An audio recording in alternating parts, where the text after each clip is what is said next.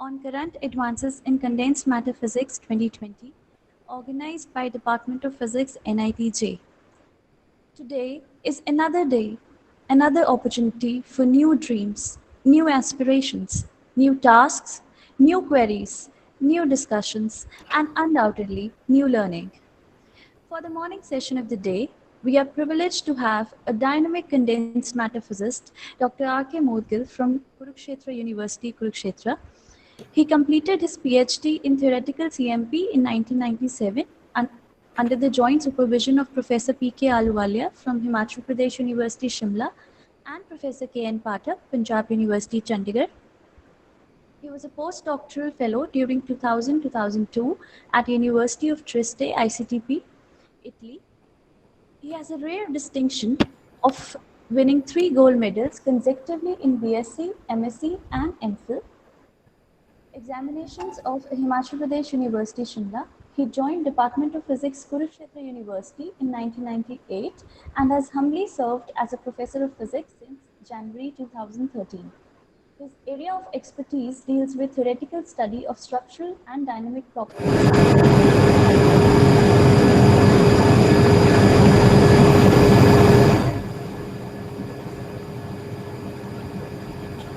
Sir, I think Dr. Moudgil, there is some problem at your end.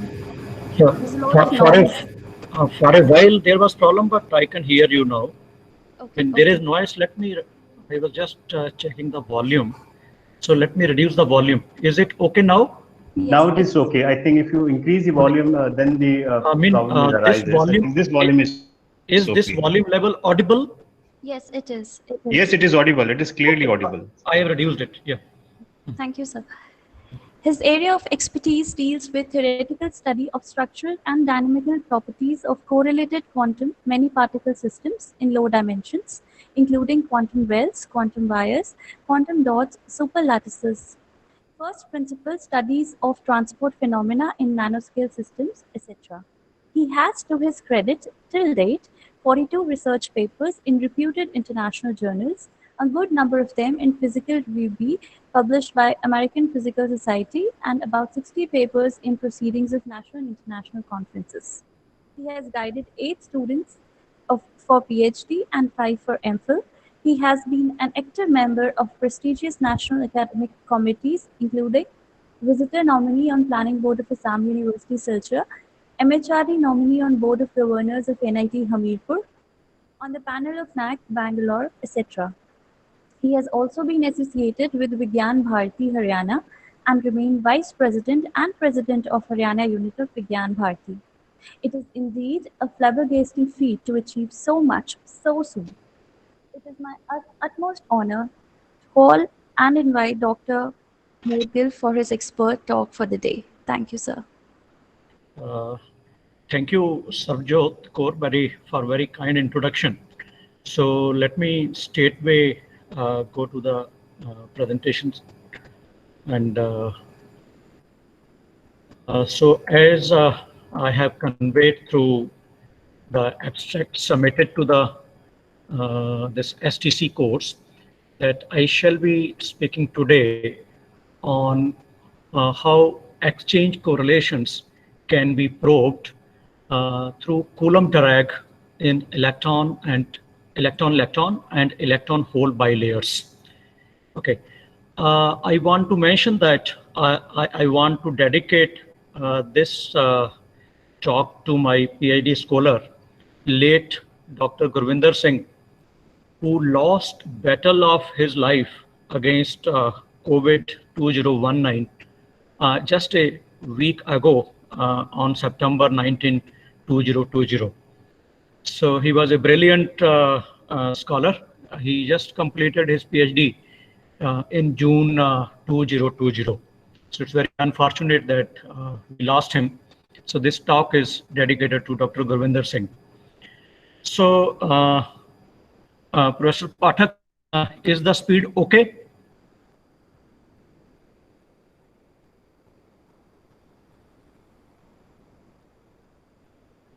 Hello, Dr. Pathak. Just, I want only diagram, experimental diagram to be Slow there. Okay. Rest is okay. Okay. So the only one slide. Okay. The That's outline. electronics. Okay. Okay. I will be slow there. So outline of the talk is, so I will start with a very basic introduction to Coulomb drag phenomena. So we shall see that Coulomb drag is basically observed in bilayer systems. Therefore, I would like to give a brief introduction to how bilayers can be realized experimentally, although I will present things in schematic manner only. Then I will discuss about a recent experiment on Coulomb drag. And then we have studied this Coulomb drag recently. I shall be discussing about our theoretical approach and some results, and finally some concluding remarks. So let me start with what Coulomb drag effect is.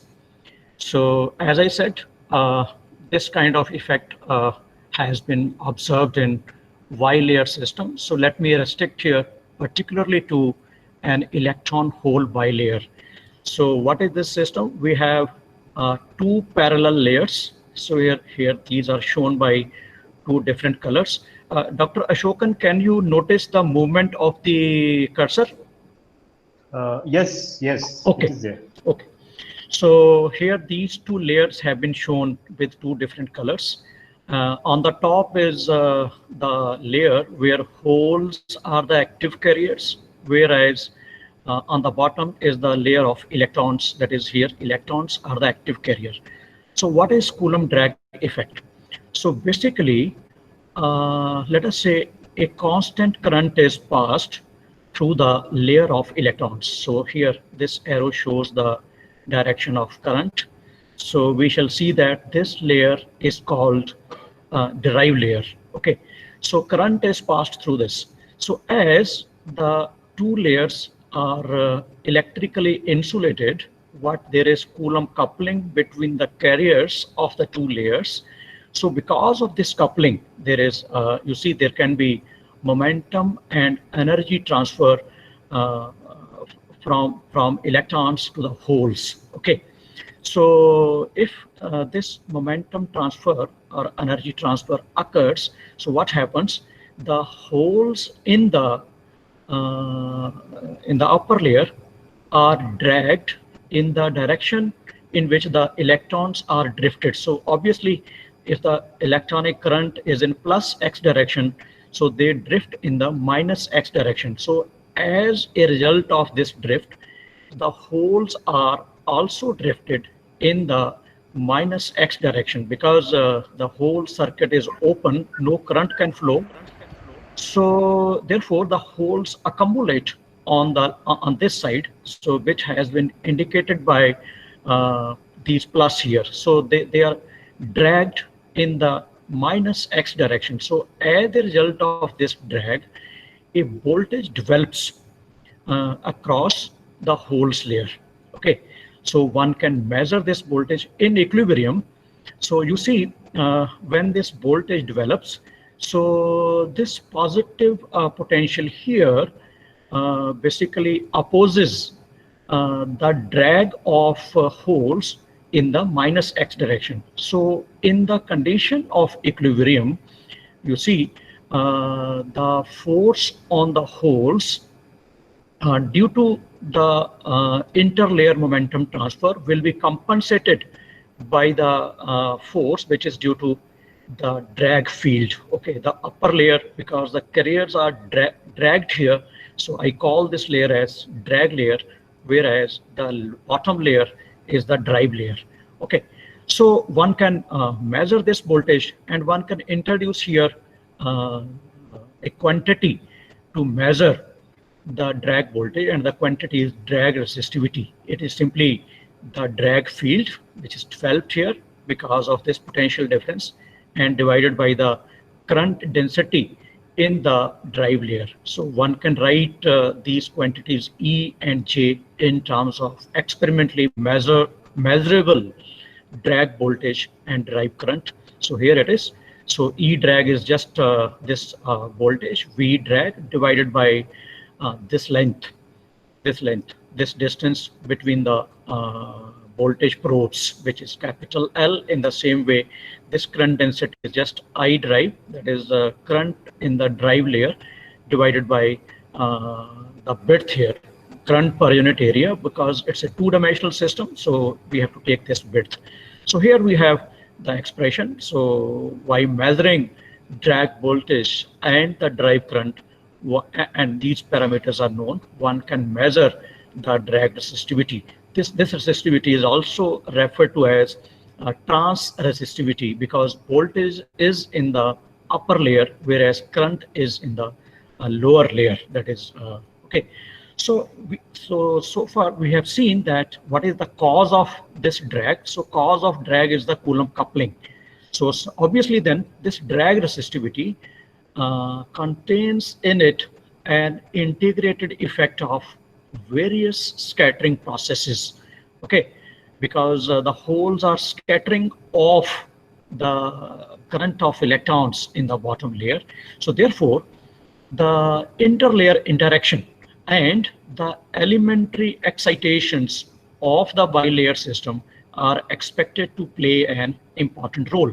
So when I say interlayer interactions, it is here that these interactions basically are modified by correlations among the carriers. I suppose Professor T.V. Ramakrishnan yesterday discussed about correlations and strong correlations in metallic systems. So the point I'm trying to make, that the elementary excitations of the bilayer basically they are influenced by the many body correlations. So therefore, this Coulomb drag must contain in it the effect of exchange correlation effects. Okay, so this was in very brief about Coulomb drag effect. So this was such type of effect. Yeah. Professor Moudgil, can I ask one question here? Yeah. So in this bilayer, both the layer are metallic or semiconductor?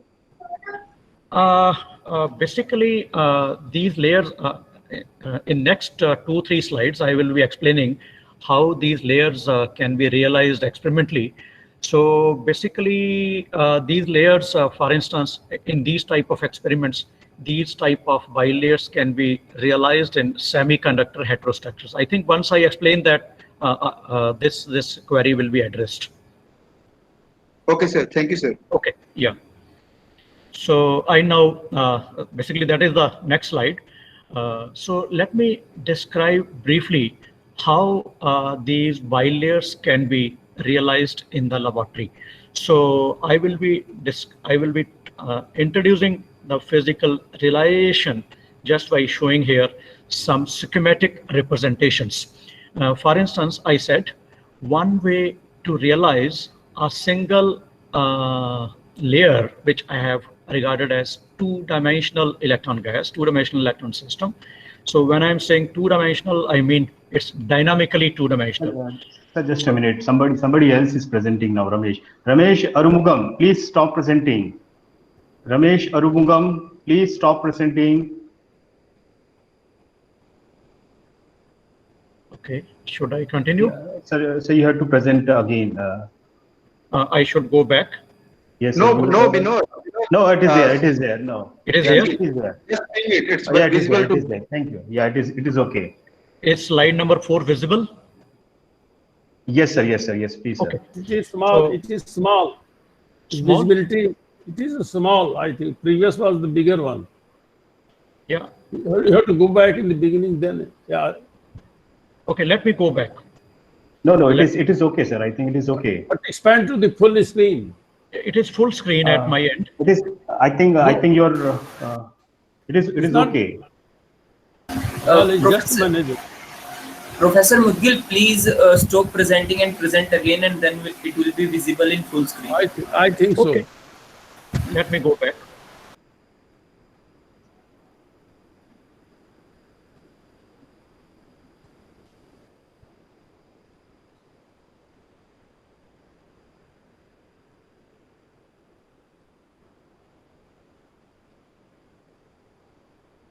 Yeah. Make it to full Is it full screen. screen now? Is it okay now? Yes, sir. It is. Yeah, It is now it's okay. okay. It's okay. Yes, sir. Yes, sir. Okay. So what I was telling that a two-dimensional electron gas can be realized, which is a single layer, of course. One way to realize such a system is by sandwiching a thin layer of a suitable semiconductor between two relatively thicker layers of another semiconductor, and that semiconductor is chosen in such a way that there is a band structure mismatch at the interface.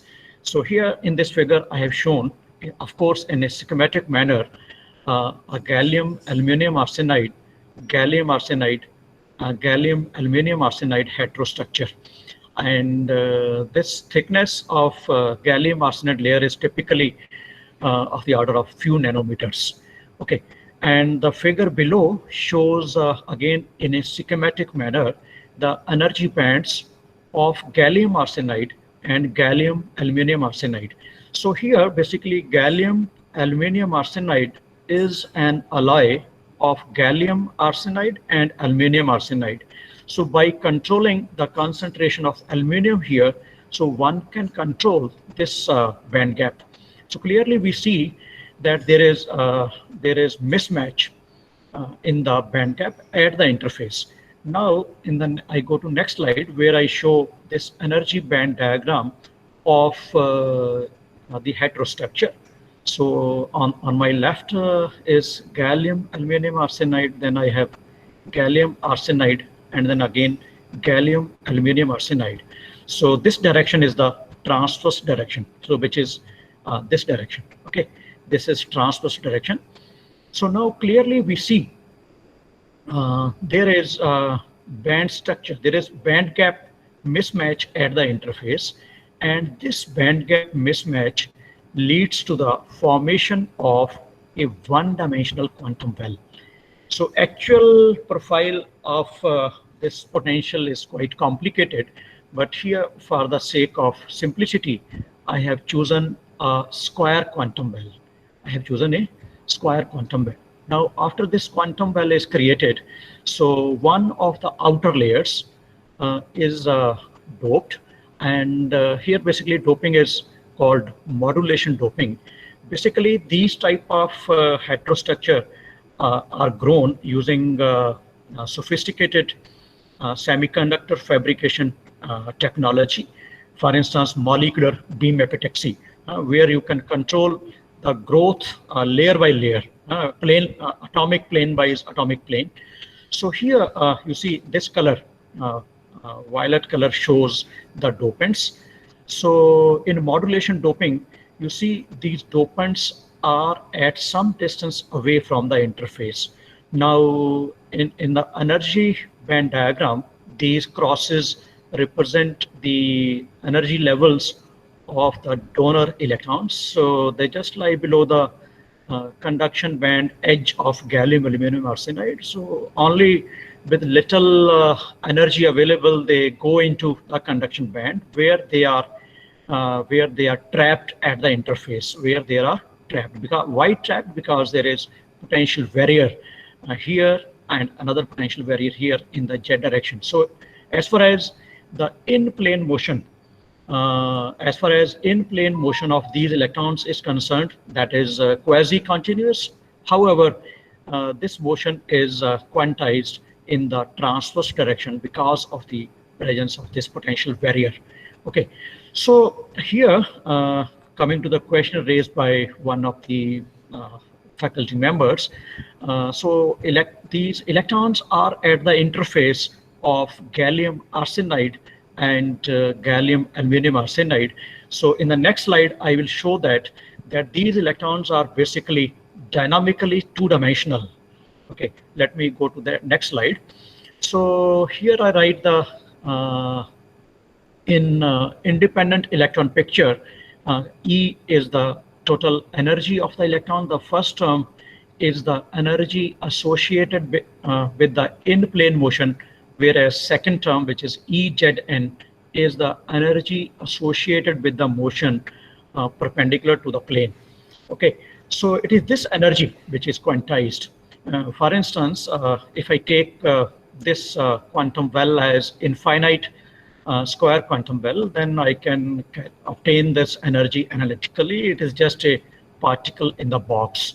So here, these discrete energy levels for that model I have shown here, again in schematic manner.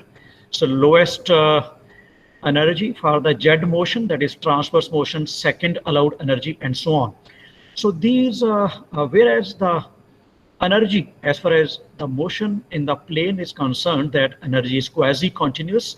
So this quasi-continuous in-plane energy combined with the discrete energy for the Z motion gives rise to the formation of energy subbands. So this is the lowest energy subband shown by blue curve, and this is your red curve with the second energy subband, and so on. Okay, now here the interesting thing is, by controlling the concentration of dopants, one can control the density of the electrons at the interface. So this density I have denoted here by Ns. Ns is the number of electrons per unit area. So at T, if we are at 0 Kelvin, then one can calculate the Fermi energy. And also, so as I said, one can control the concentration of the electrons. That means I can tune the Fermi energy. So let us say my Fermi energy lies here. So if this Fermi energy is less than this energy EZ2, then you see the electrons will occupy basically the lowest energy subband.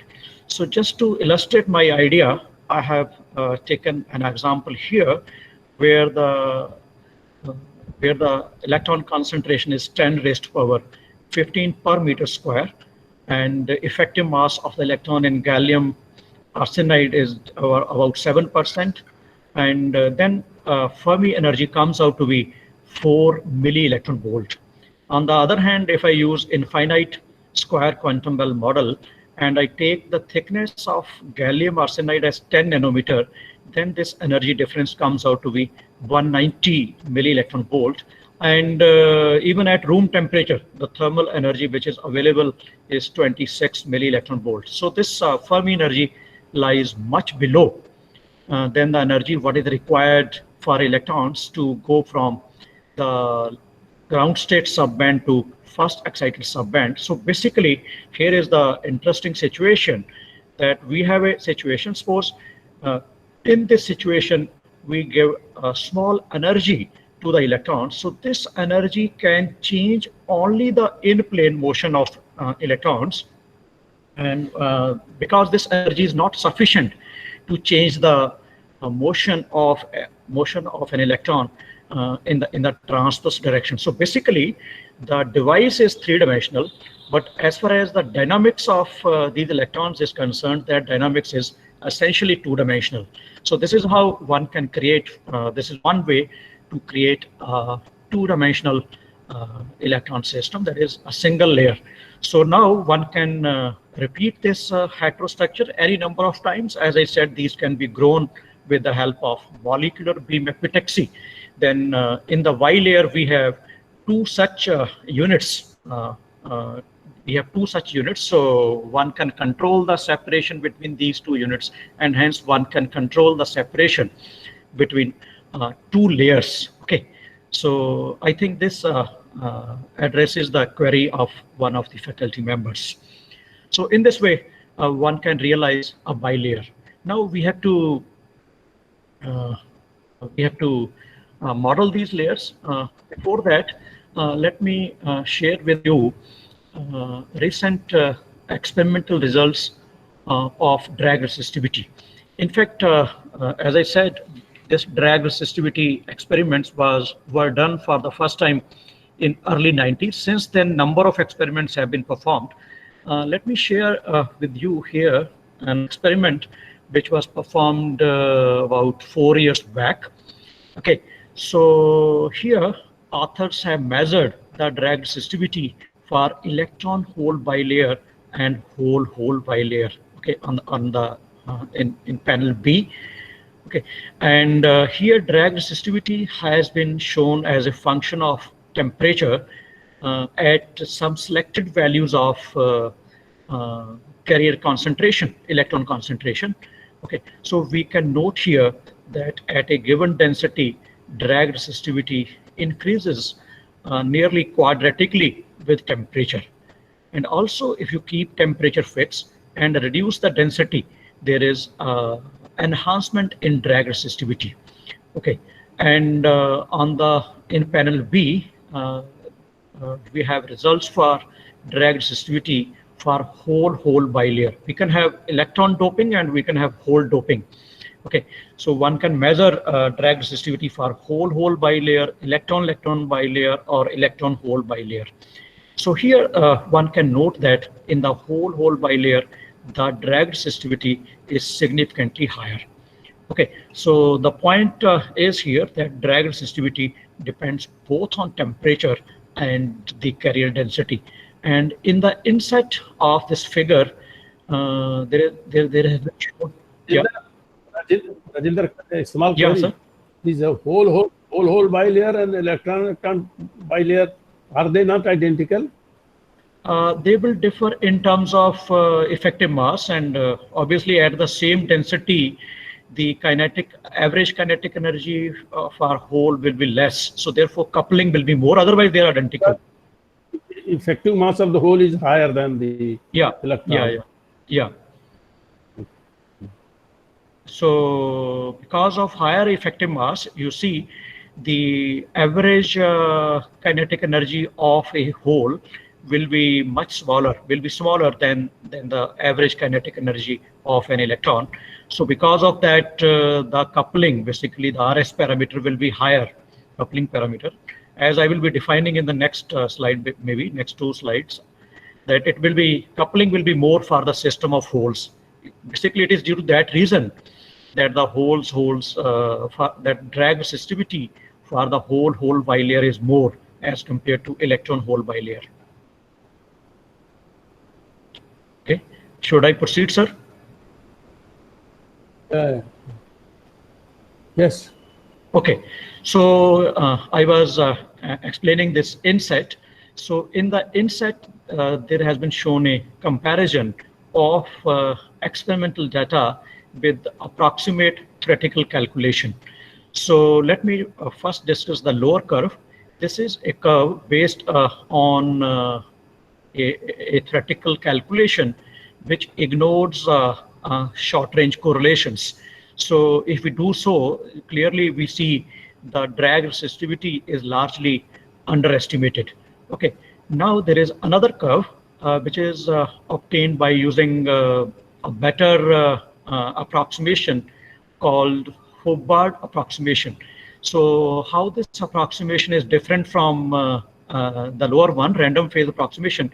Here, exchange correlations have been taken into account. So we see here, moment these correlations are taken into account, we find that there is close agreement between theory and experiment. However, we shall see that this Hubbard approximation includes only exchange correlations. That is, the correlations arising due to antisymmetry of many particle wave function. That is, these correlations are only there between like spins.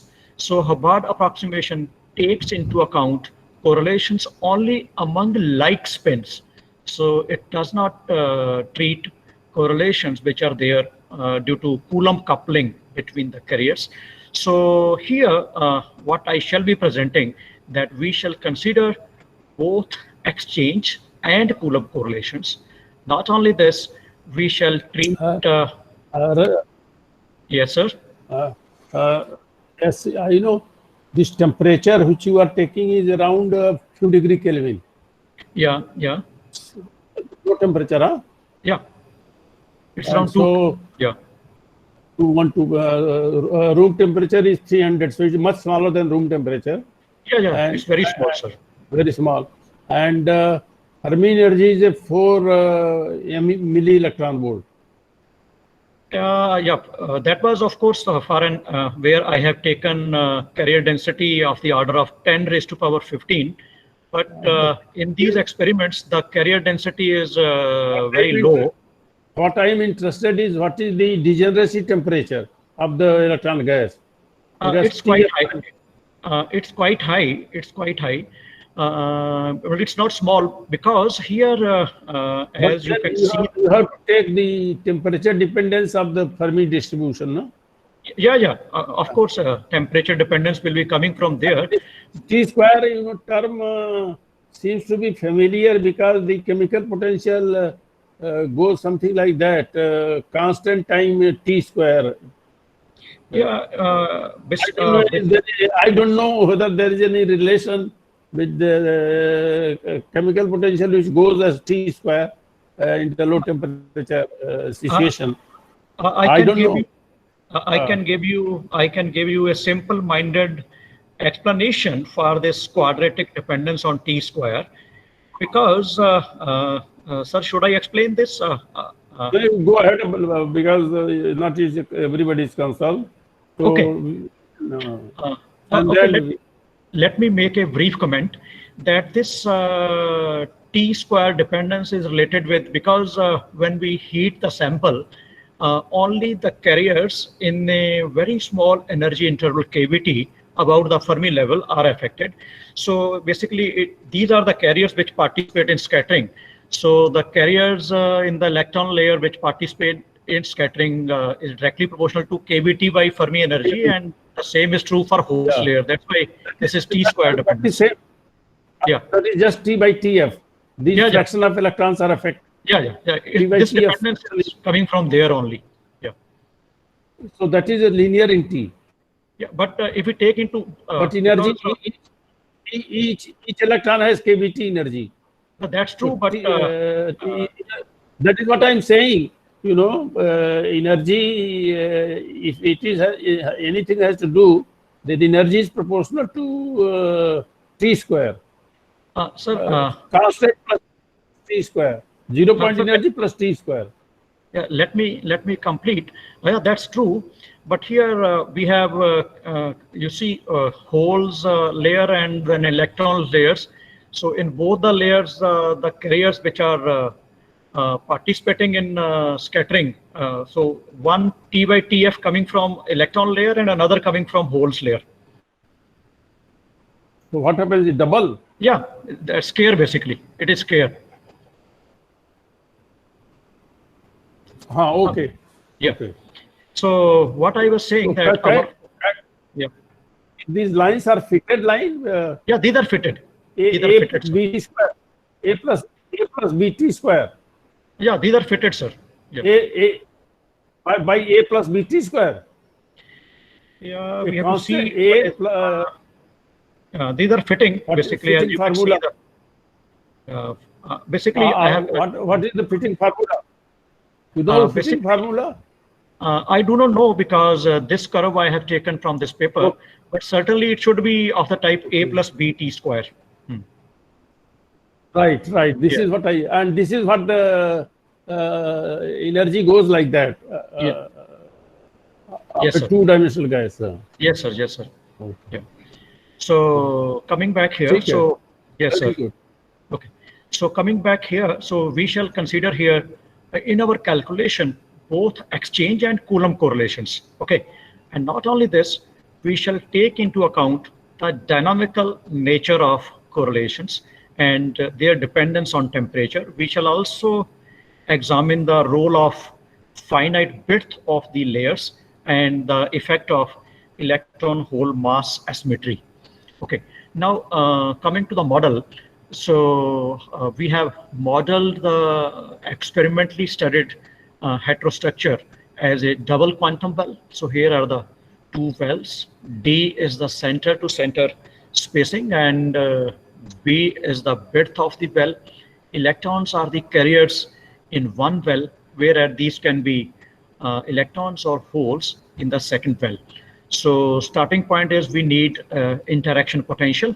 So here I have tried to explain this bilayer model. Of course, again in a schematic manner. Of course, it does not have width here, but in reality, each layer has finite width because electron can never be confined to a zero thickness layer because of Heisenberg uncertainty principle. So we take into account the finite width of each layer. So if we take into account that finite width, so that means the electron has, or a carrier has finite extension in the transverse direction. So here is the position probability density along the transverse direction for a carrier in the layer L. This is for the carrier in layer L dash. So this is the interaction potential. So we have taken into account, you see, the finite extension of each layer. So as I shall be presenting results both for electron and electron-hole bilayer. So for the electron bilayer, this interaction is always repulsive, and whereas for the hole layer, this interaction will be attractive for the interlayer case. So one can take the Fourier transform, and here is the Fourier transform of this interaction potential. So here, this factor F, which arises due to the finite extension of the wave function in the transverse direction, is called the form factor. So if we ignore the finite width of each layer, then these form factors, as far as intra-layer form factors are concerned, these are 1, whereas the interlayer form factor is exponential minus QD, where D is the spacing between the two layers.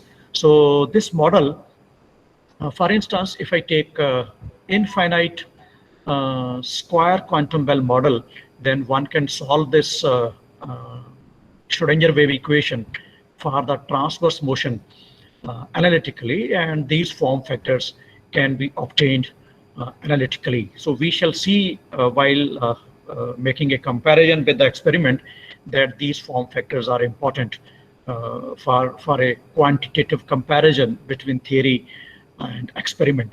So here in this figure, I have shown another calculation of the form factor. This calculation has been done by an experimental group in the UK. They have used Next Nano ++ simulation software, and they have calculated the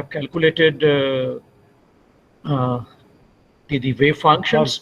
This is for the ground state probability density, and this is for first excited state. So obviously these are different, and it would be interesting to make a comparison between the form factors obtained on the basis of infinite square quantum well model and the Next Nano simulation software. So this slide shows that comparison. Okay, so on the left side, it's the intralayer form factor, whereas on the right side, it is interlayer form factor, has been shown here. Dr. Ashokan, is everything all right? Yes, everything is all right. Okay, let me continue then. So this is intralayer form factor. So this red curve is the form factor obtained by using the Next Nano, and whereas this blue curve is the form factor obtained by infinite square quantum well model. So you see there is difference. And also because they have this group has simulated the actual sample, and they have taken into account the effective mass, and so obviously the form factor for the holes layer is you see more as compared to the electron layer. And similarly here you can see that the simulated form factors are somewhat softer as compared to the predictions based on infinite square quantum well model. Okay, particularly this F22Q, that is the form factor for the holes layer, is harder as compared to the as compared to the electron layer. We should see that it has significant effect on drag resistivity. Now let me quickly tell you what are the parameters which I will be using to describe my results. Yeah. So carrier density, those who are working in this field, they know the carrier. It is convenient to describe the carrier density through a parameter called RS parameter. So this RS parameter is not difficult to understand. So basically I asked the question that on an average, what is the average area occupied by one electron? I take this area in the shape of a disk. Let me say R0 is the radius of this disk. So it means if I have a dense system of electrons, this R0 will be less. So if I have a dilute system of electrons, this R0 will be more. So one can calculate this R0, which is related to the areal density of electrons here. And in fact, we can divide it by effective Bohr atomic radius, and this dimensionless parameter is the RS parameter. So clearly in terms of RS, if I have dense system, so RS is less, and if I have a dilute system, RS is more. And it can also be shown that this RS parameter is the ratio of average potential energy and average kinetic energy. Okay, so therefore this RS parameter is a measure of coupling among the carriers. Okay, now as Professor Pathak sir has asked that how hole layer can be different. So here the average kinetic energy for the holes, because of their higher effective mass, for instance in the sample which for which drag resistivity has been measured, for that sample this effective mass ratio is 5. So therefore the average kinetic energy for holes will be less, and at the same density effective coupling will be more for holes, and this coupling plays an important role as far as correlation effects are concerned. Other parameters of the model are the width of the well and spacing between wells, and of course temperature. Now this is a some kind of repetition, but here I have made this slide to just show you the argument which is used to calculate theoretically the drag resistivity. So this is the expression for drag resistivity. So again, there is a derived current and there is a drag voltage, and in equilibrium force on a hole due to interlayer momentum transfer is compensated by the drag electric field. Okay, so this equilibrium condition has been written here. Here V drift is the drift velocity of carriers in the layer of electrons, and m E star is the effective mass of the electron. So this is the momentum of an electron here, drift momentum, and this drift momentum divided by mean interlayer relaxation time gives me the force on the hole due to interaction. And when this force becomes equal to the drag force, there is equilibrium. There is no further drag of holes. So this is the equilibrium condition. So one can calculate E drag from here and substitute this E drag here, and one can also substitute for J drive, which is current density, which is current per unit area, and when substituted, so we have a theoretical expression for the drag resistivity. So the only unknown quantity it involves is the mean interlayer relaxation time. Okay, so so this has been calculated in literature by using different approaches. So here I shall be explaining the Boltzmann approach. So we take into account only the direct scattering processes. So this is the linearized form of the Boltzmann equation. Here KH is the wave vector for hole, and FH0 is the equilibrium distribution function for holes, and this term on the right hand side contains in it all scattering processes.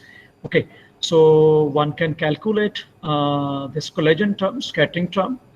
So there can be many scattering processes. So here I have illustrated a scattering process where we have an electron in the orbital Ke, sigma e. Here sigma is the spin, you see the spin, and we have a hole in the orbital Kh and sigma h because of the Coulomb coupling between them. So a hole is scattered off the electron, and the primed quantities represent the variables after scattering.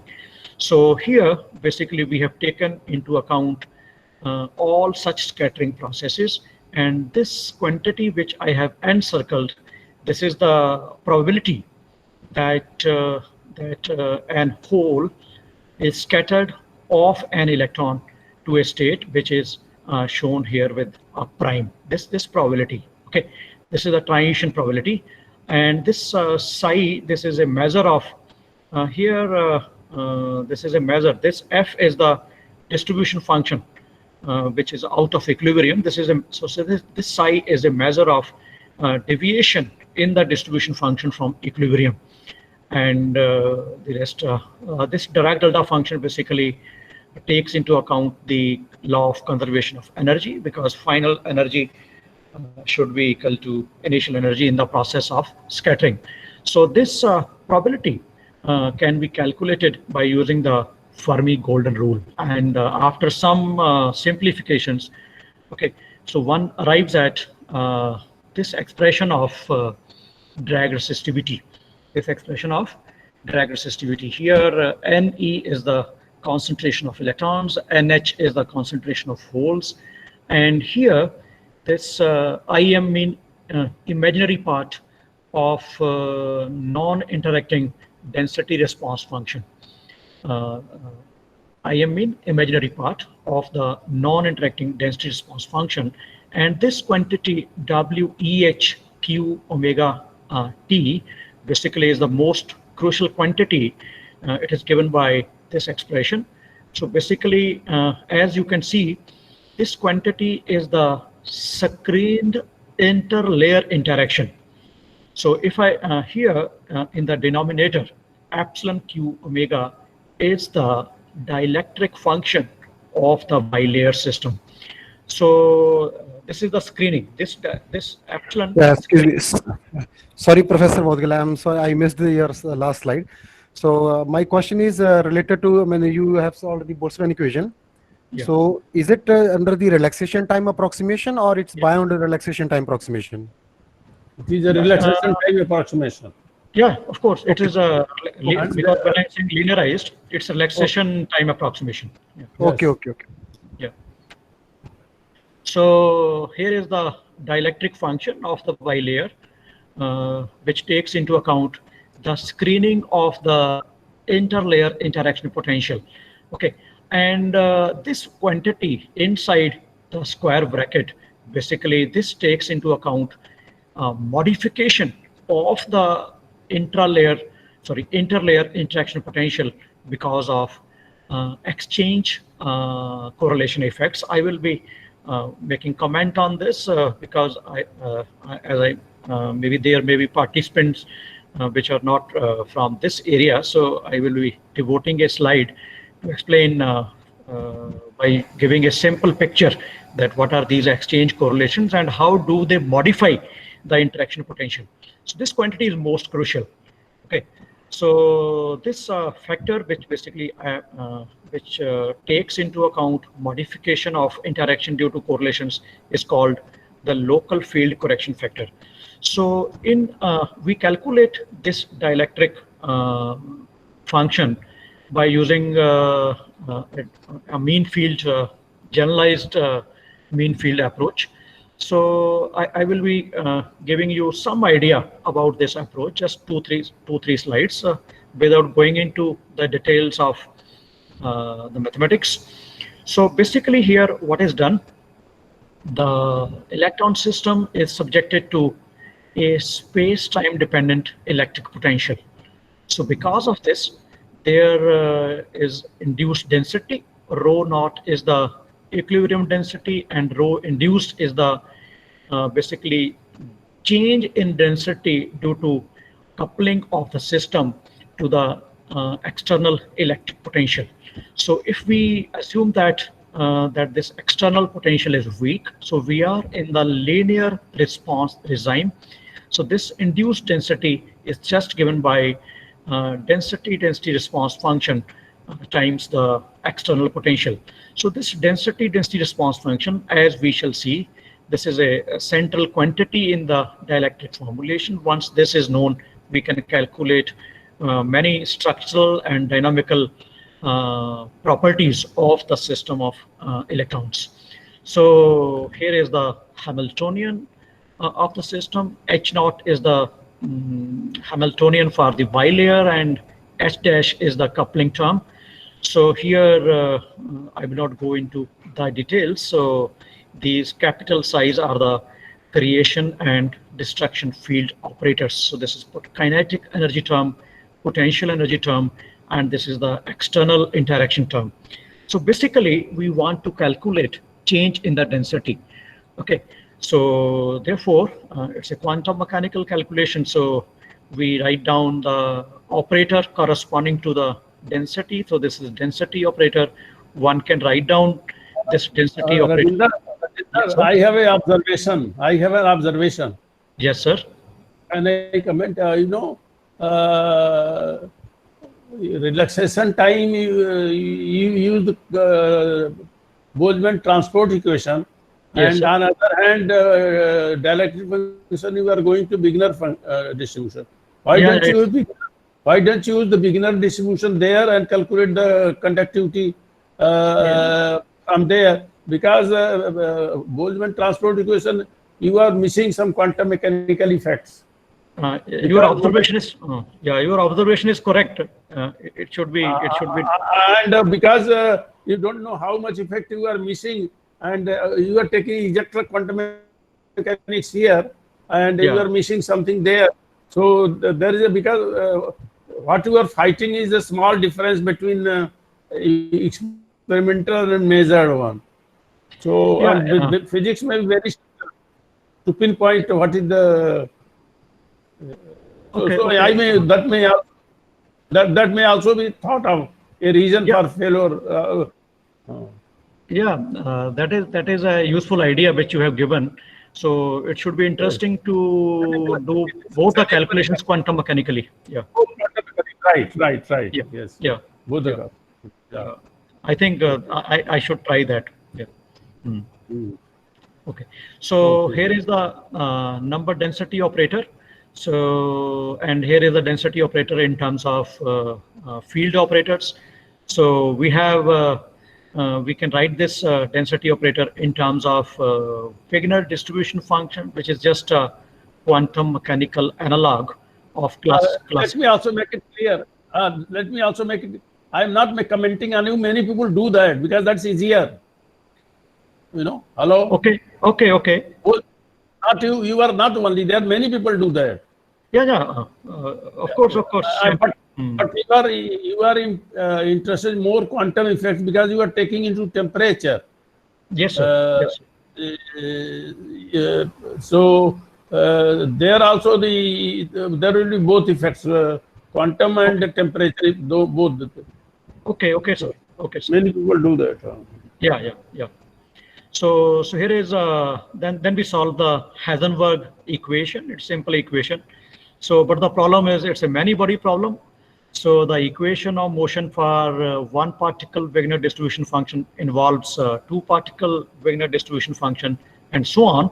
And in this way, we end up with a hierarchy of coupled differential equations.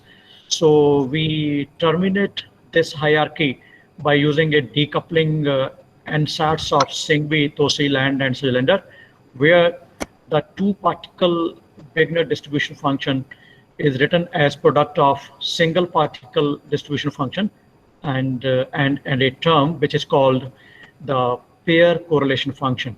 So basically it is this term which is taking into account the correlation effects. So we are in linear response framework where we write down this function in terms of equilibrium distribution function plus induced part. So we solve equation of motion for this. Let me go straightway to what do we get. So at the end, we get this induced density in the layer L. So clearly it involves external potential plus a potential which is called polarization potential. Okay, so let me just go to next slide, then I will come back. So here we have density response matrix, density response components which we have, and they involve basically, let me go back, this effective interaction potential, okay, effective interaction potential, which is written here. So again, psi LL prime is effective interaction potential, okay. So here is that local field correction, which represents the effect of correlations. And in this approach which I am presenting, this local field correction is related to the density structure factor, that is static structure factor. Okay, and this static structure factor, according to fluctuation distribution theorem, is in turn related to the density response function. So basically, we need these local field correction factors in the dielectric function. So as you can see, the calculation of local field correction factor requires static structure factor. What the static structure factor requires response function, and the response function requires local field correction. So the problem has to be solved numerically in a self-consistent manner. So here is just the flow chart. So how do we solve? We start with suitable case for static structure factor, compute the local field correction factor, calculate the response function, and compute new structure factor, and then compare. If there is self-consistency, we accept the solution.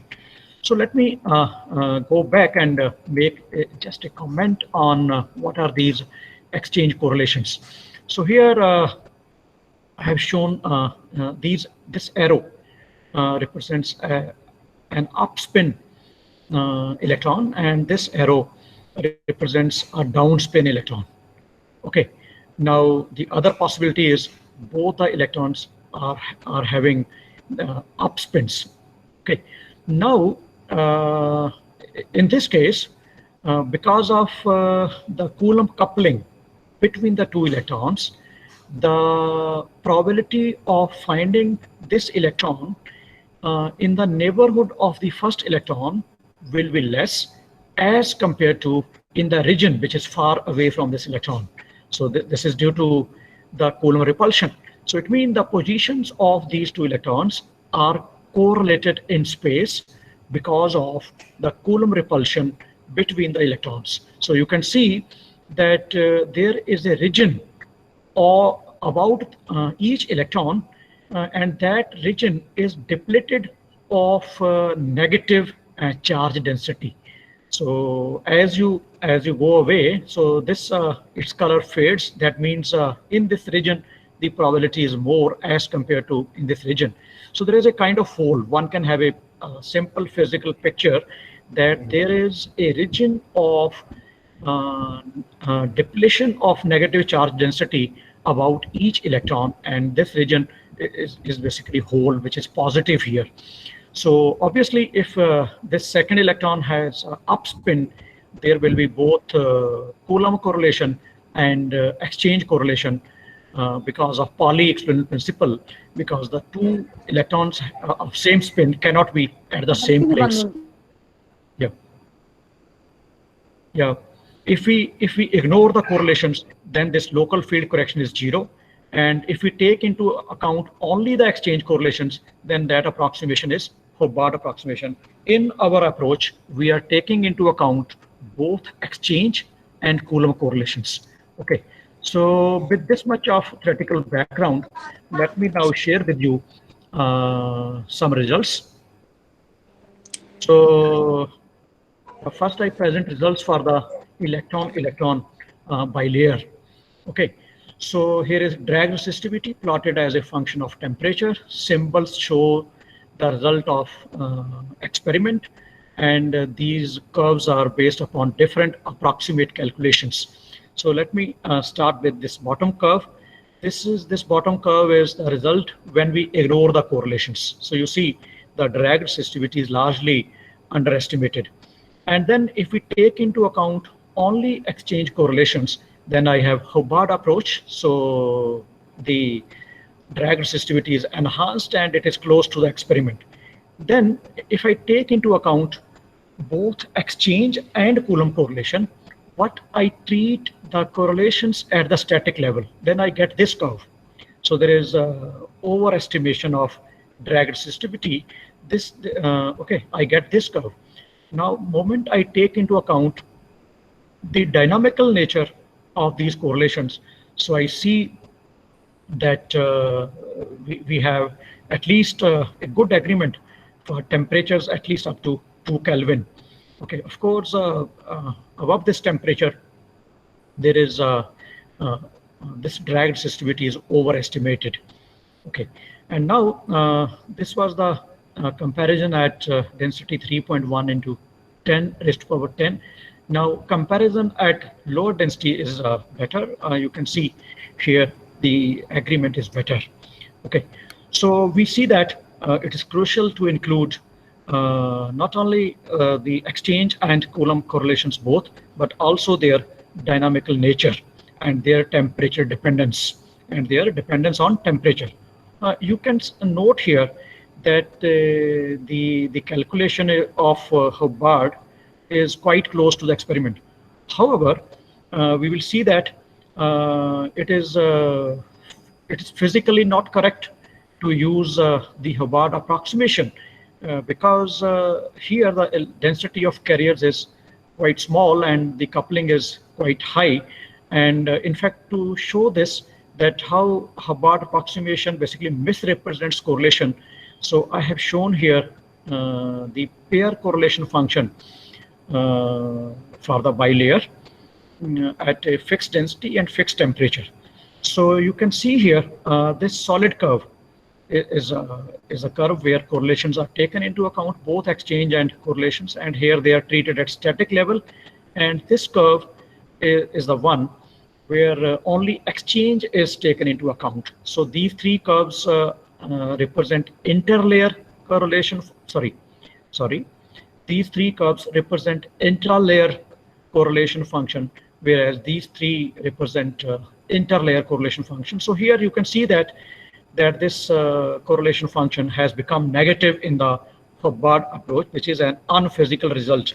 So it means it's not physically justified to make use of the Hubbard approximation to treat the correlations. Okay, now this slide I should skip.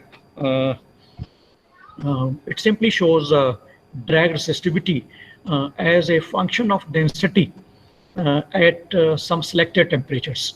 So here solid curves are the results when dynamical exchange correlation effects are taken into account, whereas these dashed lines are when correlations are treated at the static level. So clearly you see our results are quite close to the experiment. Particularly the improvement over the static approach is more visible in the region of low density, where dynamics of correlations becomes quite important. So I should skip this. This slides basically shows that the things are dynamic.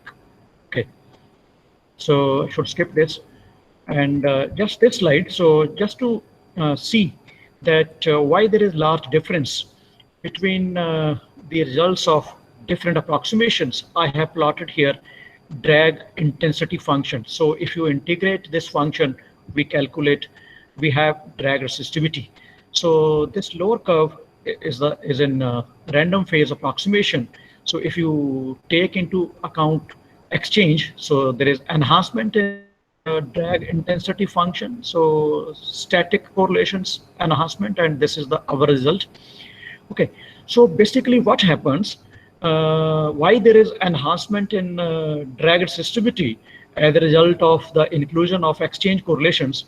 So we have analyzed that exchange correlations basically introduce a red shift in Y-layer plasmons, which leads to an enhancement in drag resistivity. Basically, when correlations are included, as you go from random phase approximation to Hubbard approximation, there is red shift in the plasmons. These are Y-layer plasmons. So you can you see a hole can scatter by the system of electrons by exciting a collective by having a collective excitation of the carriers, and this excitation, quantum of that collective excitation, is nothing but plasmon. So once you take into account these exchange correlations, so there is a red shift in Y-layer plasmons, so that gives rise to an enhancement in the drag resistivity. So now let me show the results for the electron-hole bilayer. Here our focus is to see the effect of dynamical correlations, to see the effect of mass asymmetry and finite width. Okay. So we have taken the system parameters as appropriate to the experiment. Well, width is 15 nanometer, interval spacing is 20 nanometer, and the ratio of effective mass of hole and electron is 5. And unless otherwise mentioned, we have used in our calculation the form factors taken from next nano simulation. Okay, so here are the results. Drag resistivity plotted as a function of temperature, again the experimental data, and the curves are based upon different approximate calculations.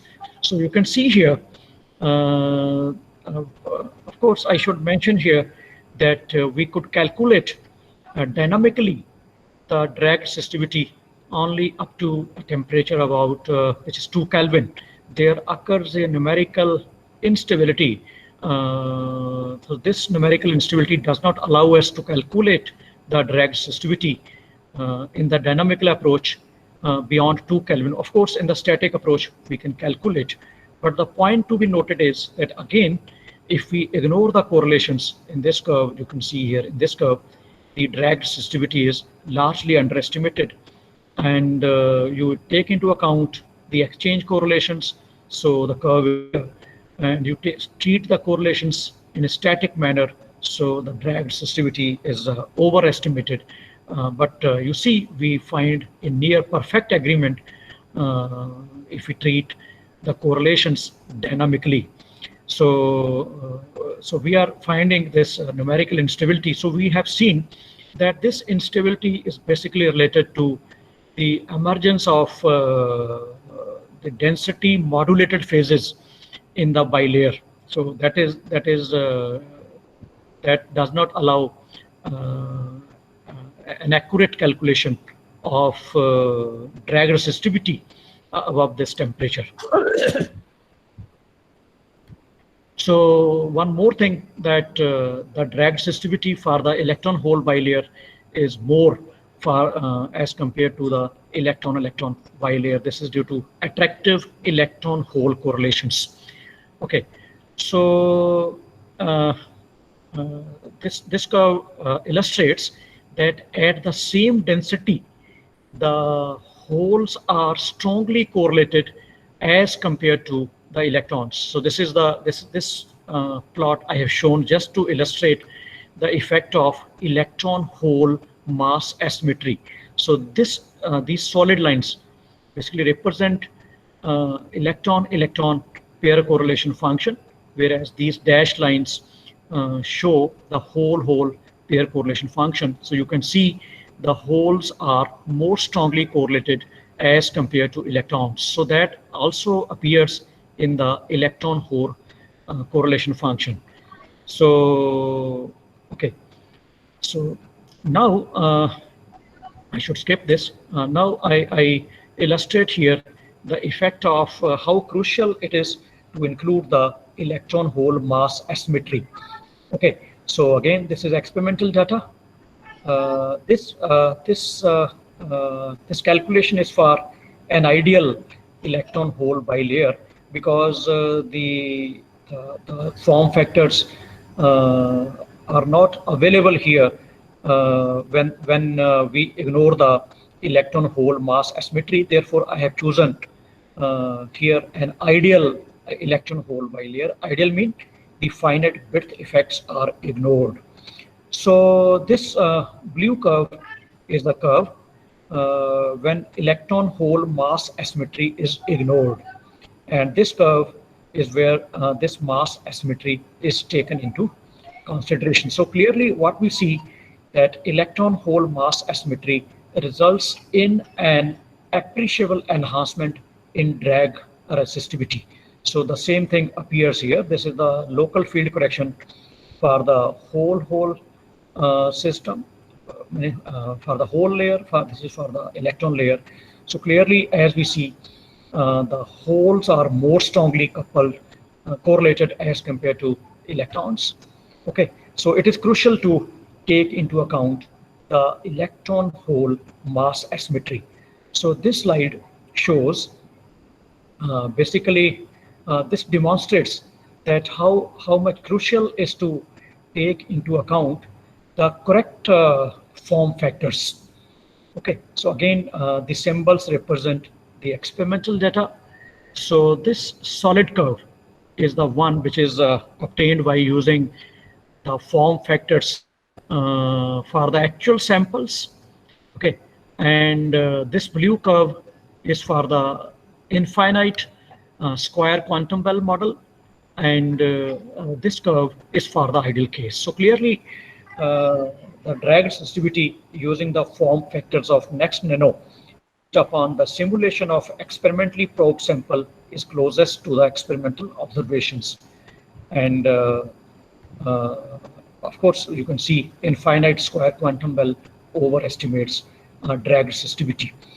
Now, so the point I'm trying to make that apart from exchange correlations, it is crucial to include the electron-hole mass asymmetry as well as the correct form factors,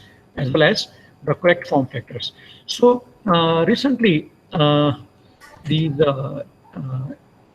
experiments have been performed in the electron-hole bilayer in the very low density range.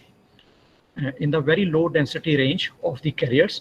So with the decreasing density, the correlations become even more important, more crucial, and there have been found experimentally signatures of the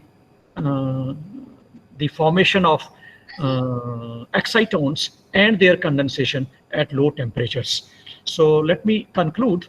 So I try to share with you how Coulomb drag phenomena can be used as a probe, as a tool to probe exchange correlation effects in low dimensional systems. So I presented some calculations based upon dynamical mean field approach coupled with semi-classical Boltzmann equation.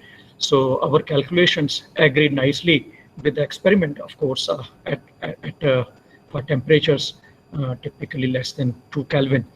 So we have seen that to have a quantitative matching of drag resistivity with the experiment, it is crucial to include the dynamical nature of exchange correlations, electron-hole mass asymmetry, and the form factors as appropriate to the experimental samples. So as I have just indicated while discussing results for the electron-hole bilayer, that it seems that Coulomb drag may be used to detect the existence of density modulated phases in the electron-hole bilayer. So this was in all. I acknowledge at end the contribution of my research scholars, Dr. Krishan Kumar, Dr. Priya Arora, and late Dr. Gurvinder Singh. Thanks for your kind attention.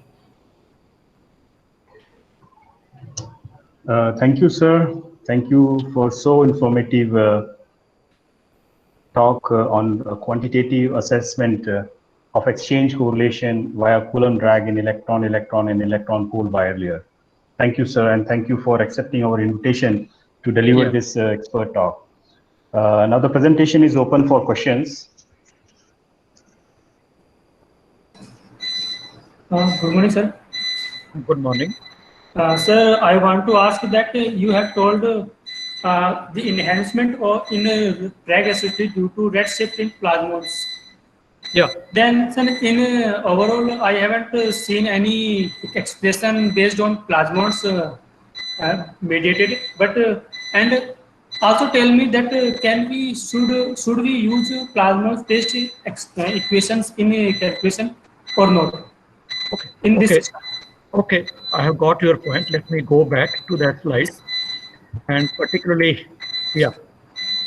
And here is that drag intensity function. To answer your query, let me go to expression of drag resistivity. From there, things will become clear. Yes. So basically, you see, the plasmons are given by the zeros of this dielectric function. Okay, this epsilon. Though plasmons are given by the zeros of this dielectric function. So they are entering into theory through this dielectric function.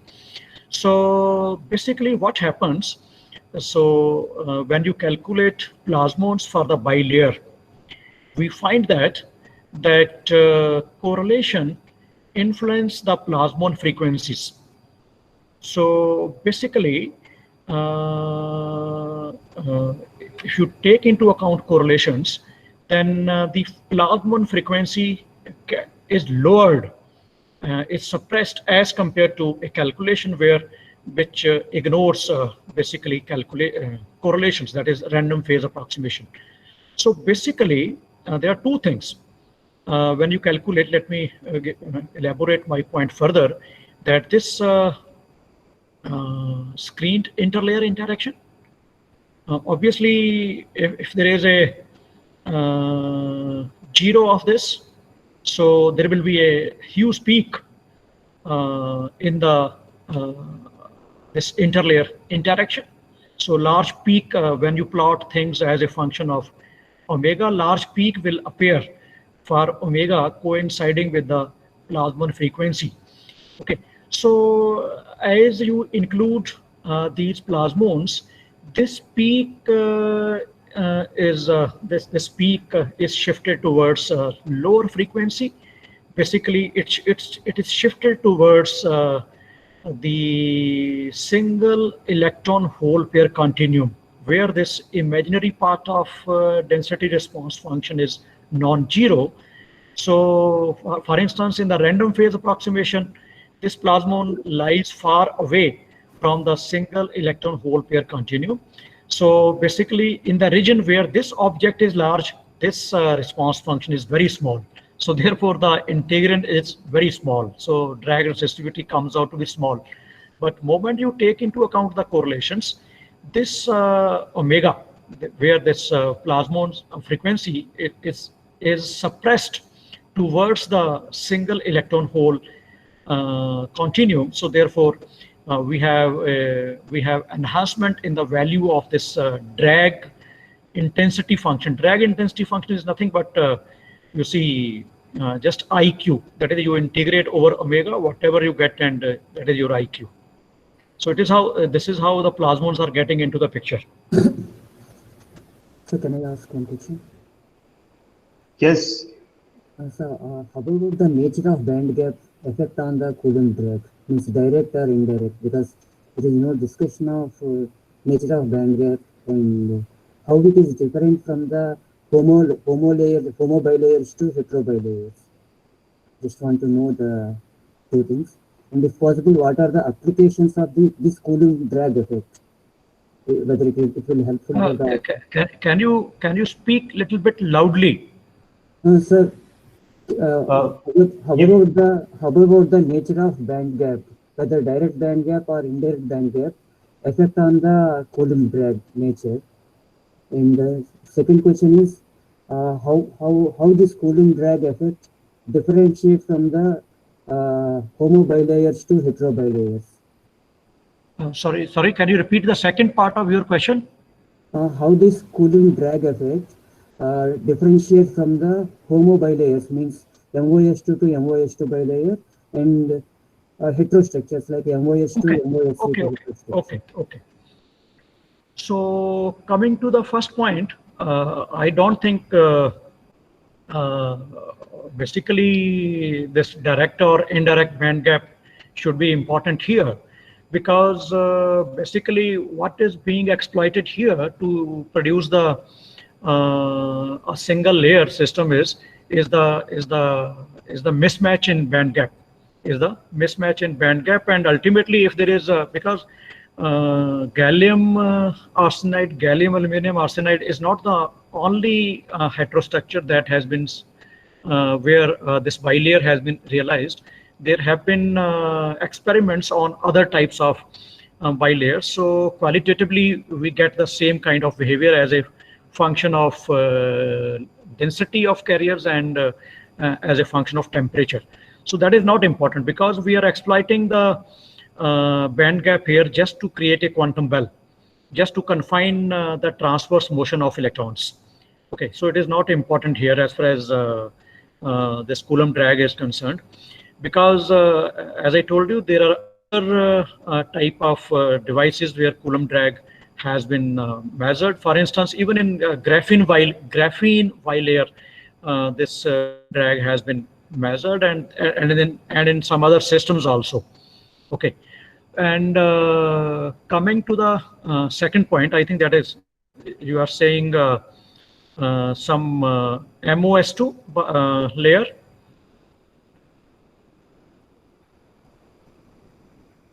Hello.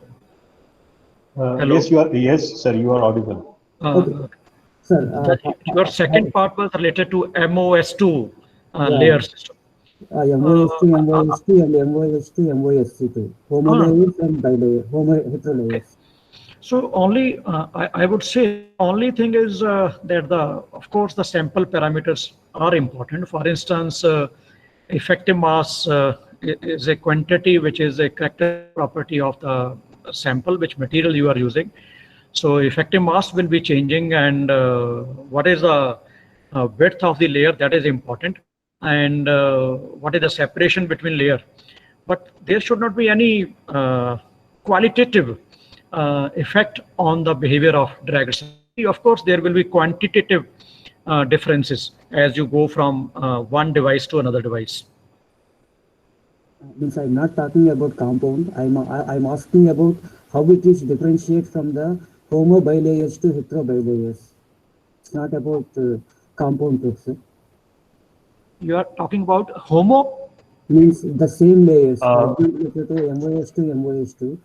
Kondia Samuel, you can write him an email, okay, and you can further discuss later on. Okay. If there is any other question? Yes, Binod.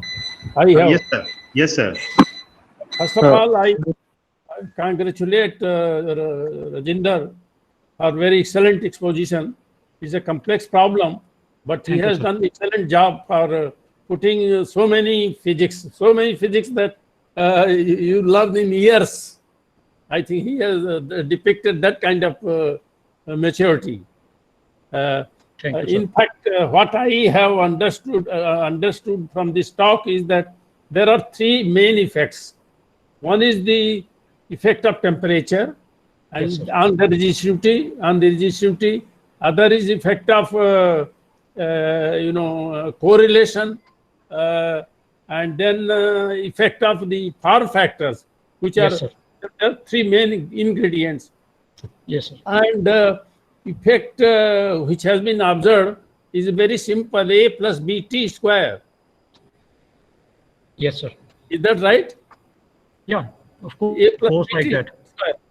Yes, sir. The question is simple fitting will give value of A and B. So the attempt should be made to explain A and B by simple limiting process of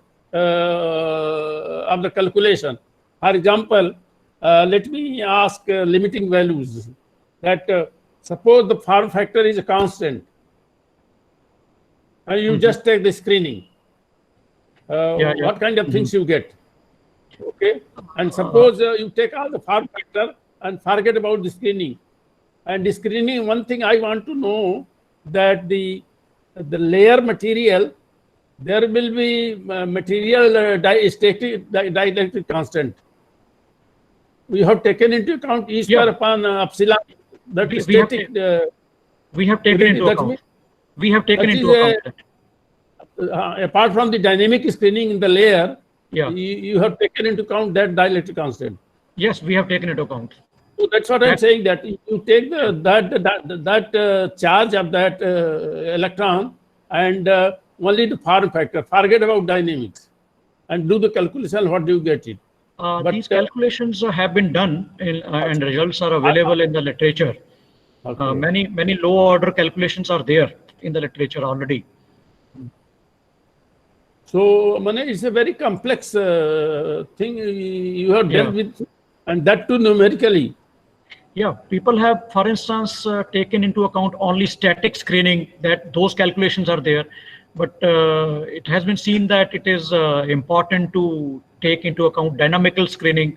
So all these comparisons have been made, and different models and different form factors have been tried. None of them is able to come to the experimental results. Yeah, I mean there are problems. There are problems. So there is something missing. How do you take it? Yeah, let me ask another. How do you take into account of chemical potential?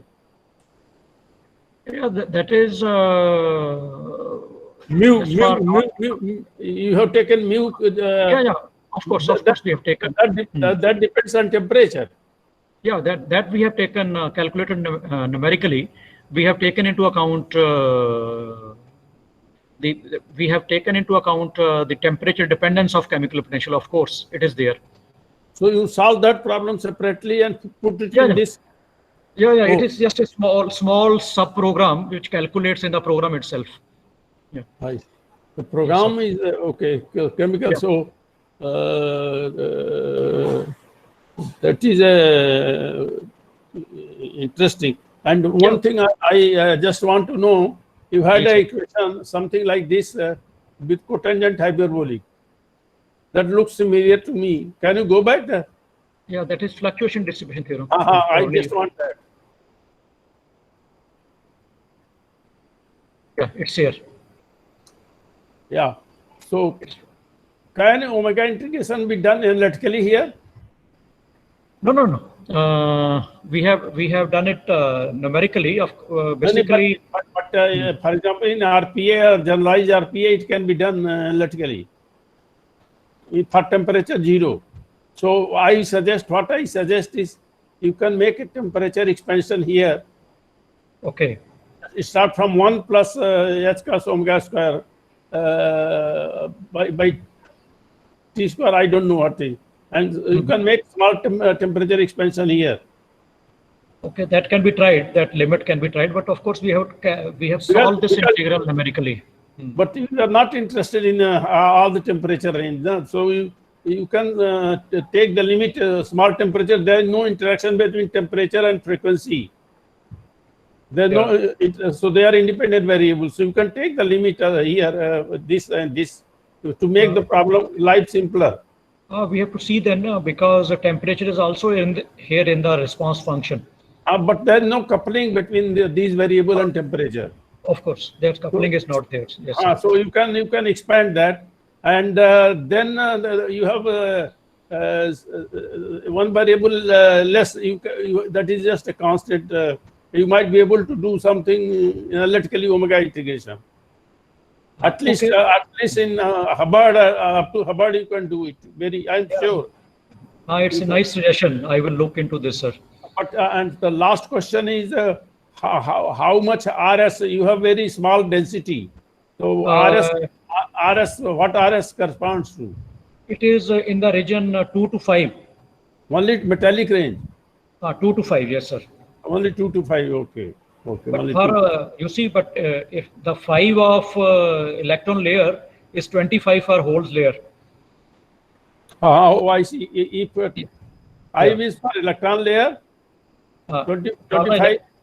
25 for the holes layer. So it's a very mixed problem. Yeah, mixed. Mixed problem. One, Yes, sir. Yes, sir. so the same approximation will not work there. Yes, sir. Yes, sir. That is, Because- Hole's layer is more correlated. Strongly correlated. So you can take some sort of short range interaction there. Yukawa potential. When screening, you can take Yukawa there. You can try to simplify. You have done a lot of good work, and you should try to extract basic physics from it and present. You might be able to, because this contains everything. So try to simplify it, and the interaction has to be there different, because RS becomes 25 and 5. 25 means a strongly correlated system. Yesterday, did you hear by Narendra, the talk from PRL and TV Ramakrishnan? I could not attend because we had examination. Very strongly correlated system. Things are, life is very different. Yeah, but I went through the abstract and I could see that they have talked about very nice presentation, very wholesome presentation like yours. Very good presentation. Live recorded lecture is there in our YouTube channel of NITG official. Okay, I will see. It is there. So, I will listen certainly in the evening. Your efforts should be to extract basic fundamental, because you know. I have got your point, sir. I feel it is possible to explain this A plus BT square. Yeah. It seems to be simply because, first of all, they must have fitted A plus BT square. That is a fitted, of course. So you try to calculate A and B first. Okay, that can be calculated with the simple calculation. With a simple program, I can calculate that. Yeah. From your theory, you can calculate what is A plus what is B. Then you don't have that can be. Yes. And they must have given the value of A and B in the fitting. So I will see that, sir. I will see that. I think such a wholesome calculation, I don't think anybody has done. Yeah, you have given number of useful suggestions. I will look into. Is anybody has done such a wholesome calculation? I don't think so. Fitting and kind of limiting behavior, I am not aware anybody has done. That's what I'm saying, that if you take the limiting behavior and simply take RPA with the Hubbard exchange, you can do that analytically. Yeah, of course, things are simpler at that level. Because it's simpler and you can do analytically. Yes, sir. You can do analytically, not fully analytically, but large part you can do analytically. Yes, sir. Some parts, so you can find the coefficient as integrals of omega and q or something like that. Yeah, omega and q. Yes, sir. So, and you might be able to do your trick of integration omega analytically also. It is possible. Yes. Because Mathematica provides the provision for all those integrals. Yes, sir. So you can simplify your work and present analytical things. Analytical, many. It's possible to me, it seems. Yes, sir. At least not fully, then partially yet. Yes, sir. Any other question? No. So you take the dielectric constant correctly. Okay. Yes, sir. Sir. Okay. Thank you. Yes. Okay. So if there are no any other question, let us thank again Professor Moudgil for his wonderful talk. Thank you, sir. Thank you once again for accepting our invitation for delivering this excellent talk. I also like to thank the organizers, particularly Dr. Vinod Ashokan and his team for inviting me for this wonderful meeting. Thank you, Dr. Ashokan. Thank you, sir. Thank you, sir. So our next talk in the evening session will be from IIT Roorkee on topic modeling magnetic material from first principle calculation by Tulika Mitra. So I request all the participants to please join 3:20. Okay, so before the talk start, okay, you have to join 10 minutes before. Okay, so we'll see you all in the second talk of this workshop. Okay, thank you all. Thank you, Professor Pathak. Thank you. Thank you, sir. It is all getting recorded on YouTube? Yes, sir, it is.